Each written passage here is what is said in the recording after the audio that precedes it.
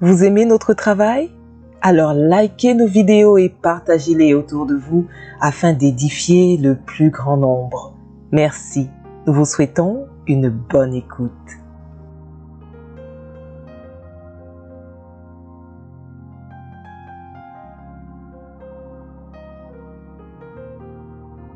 J'aimerais nous inviter à ouvrir nos Bibles.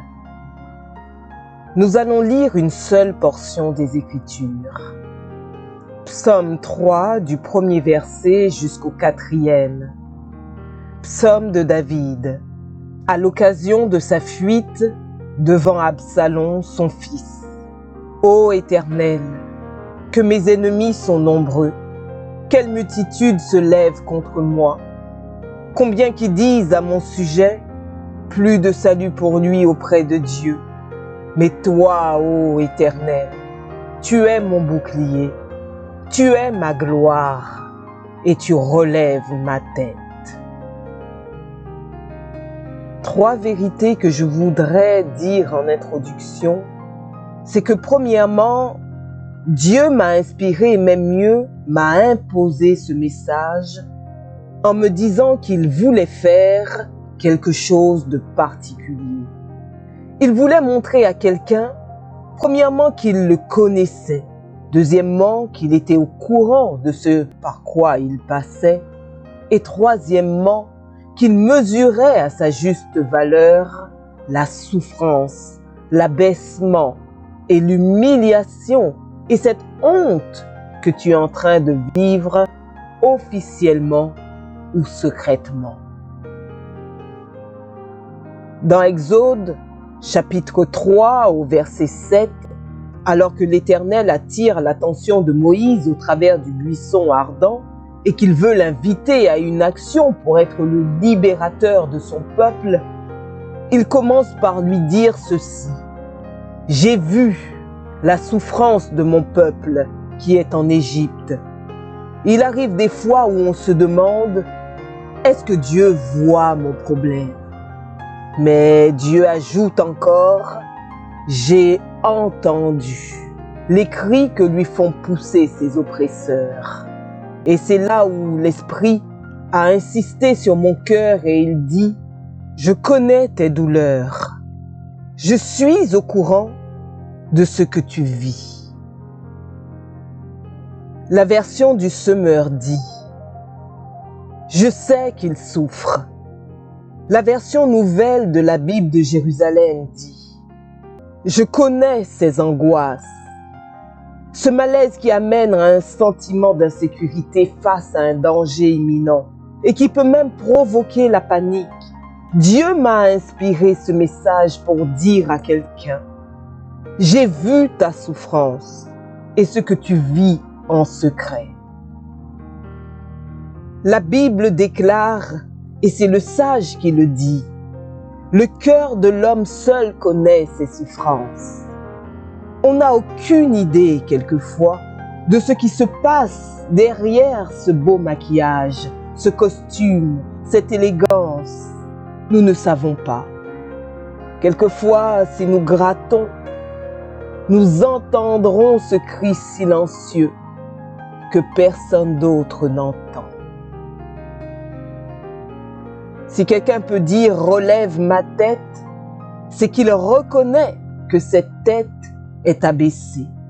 Si la Bible Louis II dit « relève ma tête », français courant dit « rends-moi ma dignité, ma fierté », que peut-être, sûrement, que dans cette salle ou au travers de la technologie, quelqu'un qui regarde sur Internet, quelqu'un est en train de pousser le même cri. Relève ma tête, redonne-moi la dignité, redonne-moi la fierté. Lorsqu'on parle de dignité, on parle de respect ou regard respectueux que mérite quelqu'un. Redonne-moi la fierté, l'honneur attaché à la vie de quelqu'un. La Bible, le semeur dit, fais-moi encore marcher la tête haute. Ça veut dire que je ne marche plus la tête haute. Voici des choses que je voudrais partager ce matin attachées à ce passage. La première, c'est que lorsque David dit « relève ma tête », c'est qu'il reconnaît que sa tête est baissée. Baissée, comme nous le verrons, par ce par quoi il était en train de passer. Parce que le psaume 3 au verset 1er nous montre dans quel contexte David a chanté ce psaume. C'est quand il fuyait devant son fils Absalom. Deuxièmement, quand David dit à Dieu « relève ma tête », il reconnaît que lui-même ne peut pas la relever. Il est incapable de le faire. Il est incapable de retrouver la dignité perdue, l'honneur perdu. Troisièmement, lorsque David dit « relève ma tête », plusieurs choses peuvent être comprises parce que la tête baissée en Israël pouvait avoir plusieurs significations. La tête baissée était le symbole d'une personne abaissée, mais abaissée à l'extrême, n'ayant plus ni honneur ni droit de regarder les autres en face. La tête baissée, c'est le symbole de la honte et de l'abaissement extrême. La tête baissée, c'est le symbole de la défaite ou de la perte de valeur à cause d'une succession d'infortunes. Rien ne marche. La tête baissée était le symbole de quelqu'un qui a perdu l'honneur, qui a perdu une certaine position de valeur. La tête baissée, c'est le symbole de la culpabilité profonde. Je n'oublie jamais ces deux expériences que j'ai connues en Nairobi. Les deux moments où j'avais mal d'être un mari. Mon épouse enceinte de notre 3e enfant, nous financièrement au plus bas. Mon épouse allait accoucher et il n'y avait pas de layette. Et elle met au monde et nous étions sous-logés chez quelqu'un. J'avais honte d'être un mari. C'est la période de ma vie où j'ai le plus maigri. Ah, il arrive quelquefois que vous nous enviez dans notre présent. Mais l'usine qui fabrique notre présent, c'est notre passé. Enviez-nous aussi dans notre parcours. J'avais la tête baissée. Quatrièmement, dans la vie pratique, plusieurs choses peuvent faire qu'on a la tête baissée. Plusieurs. La première chose qui peut faire qu'on ait la tête baissée, c'est être leader, comme le roi Saül dans 1 Samuel 17, versets 10 à 11. Mais être incapable de défendre ceux devant qui tu te tiens. Et moi, je l'ai connu en Nairobi. Le roi Saül, il est roi. Mais ça fait 40 jours que Goliath, il se lève. Et la Bible dit qu'à chaque fois que Goliath s'avançait, tout le monde reculait. Et les gens lui rappellent, « Saül, c'est toi le roi, non ?» Dans la vie pratique, on peut avoir la tête baissée comme Anne dans 1 Samuel 1, versets 2 à 6. Dans une vie, il y a une compétition qui ne dit pas son nom. Quand des gens tout autour de vous réussissent et vous ne réussissez pas. Anne était dans ce mariage polygamique où sa rivale Pénina avait des enfants malgré le fait qu'elle était une femme mauvaise. Mais Anne, malgré sa dévotion et sa crainte de Dieu, n'avait pas d'enfants. La tête baissée, c'est quand aussi, comme Léa, dans Genèse 30, versets 14 à 16, on est l'aîné, mais on n'expérimente pas certaines choses et votre droit d'aînesse est presque volé. Savez-vous comment ça se passe dans nos familles africaines? Tu es l'aîné, mais tu es au chômage. Mais le cadet, il est conseiller à la présidence et vous voyez comment on le respecte. Ton droit d'aînesse est bafoué. Aux yeux des parents, ta petite sœur qui est mariée a plus de valeur que toi parce que tu es célibataire. Si tu oses parler, on te le rappelle. La tête baissée, c'est quand on est un mari, mais on est incapable de nourrir sa famille, d'habiller sa femme, de scolariser ses enfants et de jouer pleinement son rôle. La tête baissée dans notre culture noire et surtout bantoue, c'est quand on est mari et qu'il y a un problème de conception et tu sais que ça vient de toi.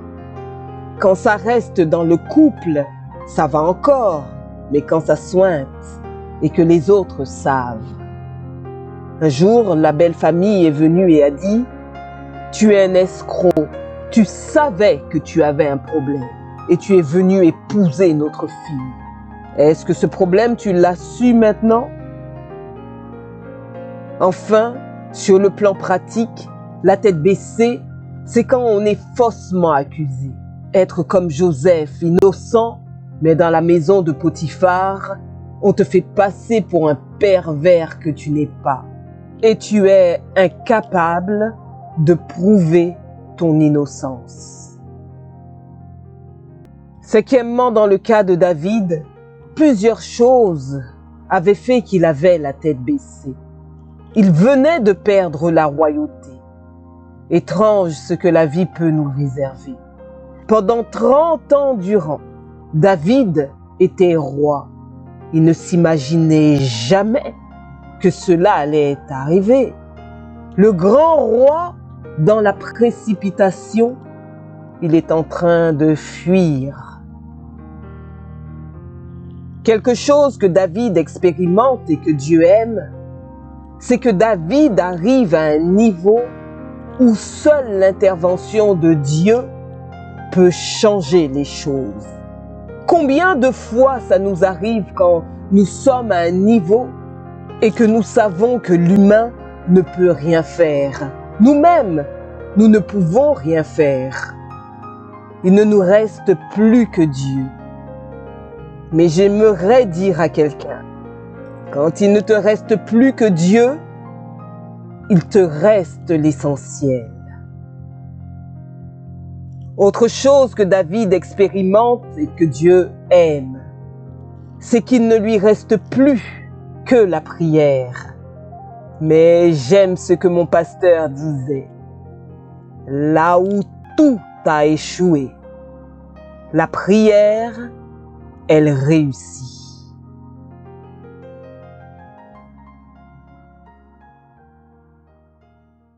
Voilà, c'est tout pour cette vidéo. Mais comme promis, nous allons partager avec vous la citation que nous avons sélectionnée.